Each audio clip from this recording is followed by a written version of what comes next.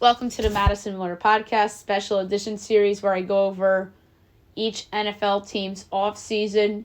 We do preview and predictions. This is the 21st of 32 shows, and this episode is going to be the Minnesota Vikings. We go over their free agents to be, team needs, franchise tag candidate, trade candidate, release candidate, extension candidate, draft fit, free agent fit, and a bold prediction for every team. And now up is the Minnesota Vikings. They have a lot of free agents to be. Kirk Cousins, Josh Dobbs, Cam Akers, KJ Osborne, Dalton Risner, Jonathan Ballard, Danielle Hunter, Jordan Hicks, Marcus Davenport, Greg Joseph, the kicker, and Brandon Powell, he's their punt returner. All right, team needs quarterback, wide receiver, running back, guard, defensive end, outside linebacker, inside linebacker, potentially corner or safety. We'll see about that. And punter. So they have a lot of needs. All right. Franchise tag candidate. Danielle Hunter. The reason why I say Danielle Hunter is because for some reason Kirk Cousins cannot be franchise tagged. I don't know why. So he's going to be a free agent. So the next best Viking that's going to be a free agent is Danielle Hunter, their pass rusher, who is the 12th ranked player on Pro Football Focus's free agent big board. He had 18 sacks this past year. He was awesome. And he was even better 2 years ago, according to Pro Football Focus. And so they got to keep him around. He's not even 30 yet. He'll be 30 in the middle of next season. So I think they got to keep Danielle Hunter. It's funny because I had him as a free agent fit for the Falcons. But that was that's okay. There's a couple guys that I have as franchise tag candidates that I have as free agent fits for some teams. Like Michael Pittman, I think I have as a free agent fit for somebody as well. So that's okay. So Danielle Hunter is my franchise tag candidate for this team. If Cousins was allowed, he would have been the choice here, obviously. Dalton Risner, the guard. He wasn't very good this past season. Wasn't healthy either. Former Bronco. I don't think they'll tag him. But the easy one's Danielle Hunter. No questions asked. All right, trade candidate. Byron Murphy. There's a compelling case for Justin Jefferson if the Vikings let Cousins walk and they could use Jefferson and picks to move up to the top spot to draft Caleb Williams. And then you get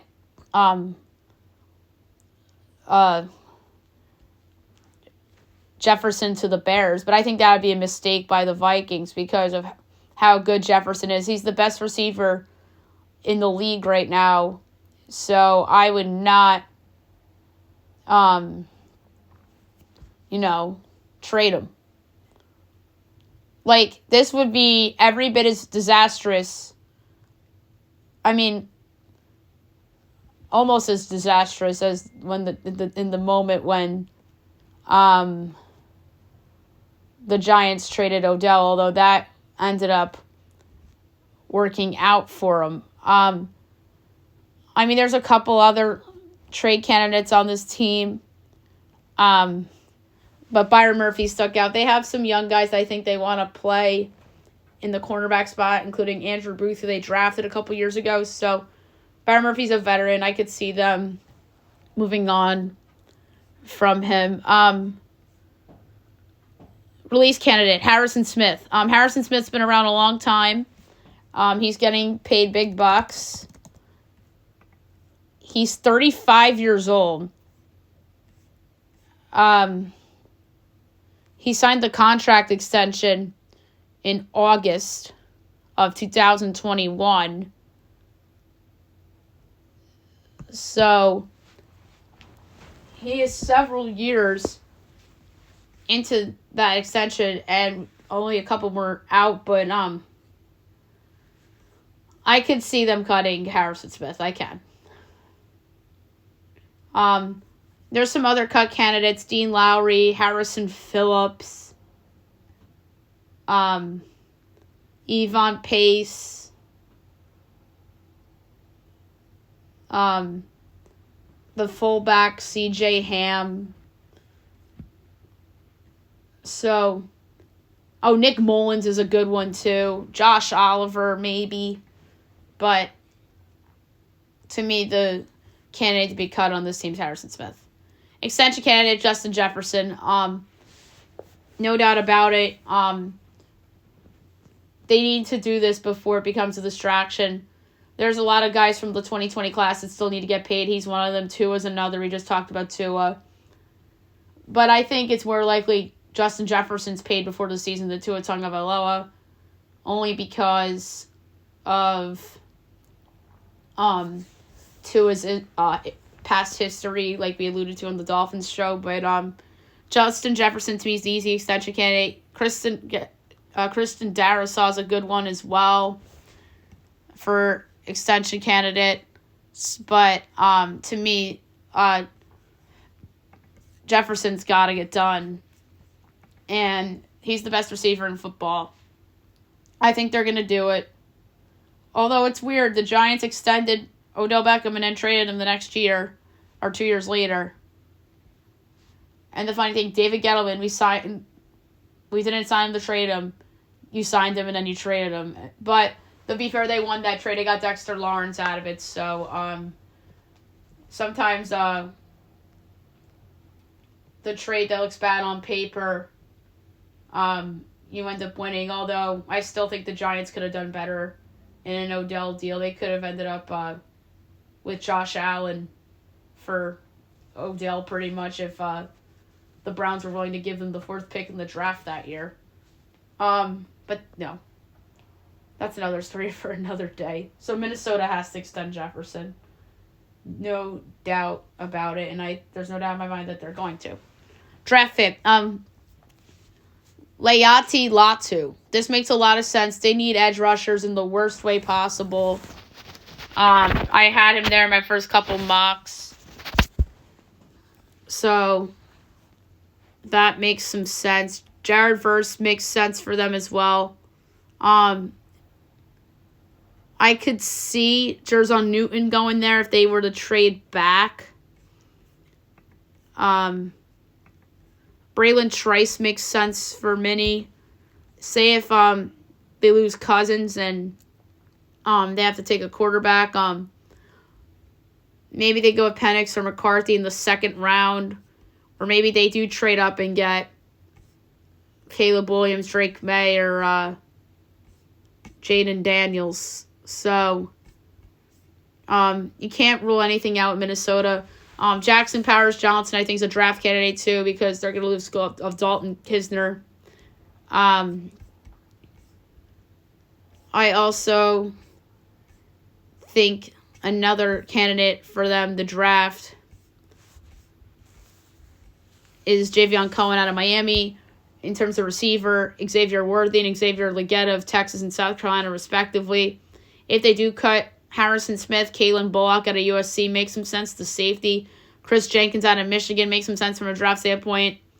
Adiza Isaac out of Penn State, he's an edge rusher. Free agent fit, Gabe Davis. This makes sense. I do not think that Buffalo is going to place the tag on him because I think there's more important guys on that team than Gabe Davis. And Gabe Davis, to me, him and KJ Osborne arguably is a wash, but I think Gabe Davis is more well-known because he had the 4-touchdown game against the Chiefs in the playoffs in the 13 seconds game in the playoffs that year. But I'd say he's better than KJ Osborne when he's healthy.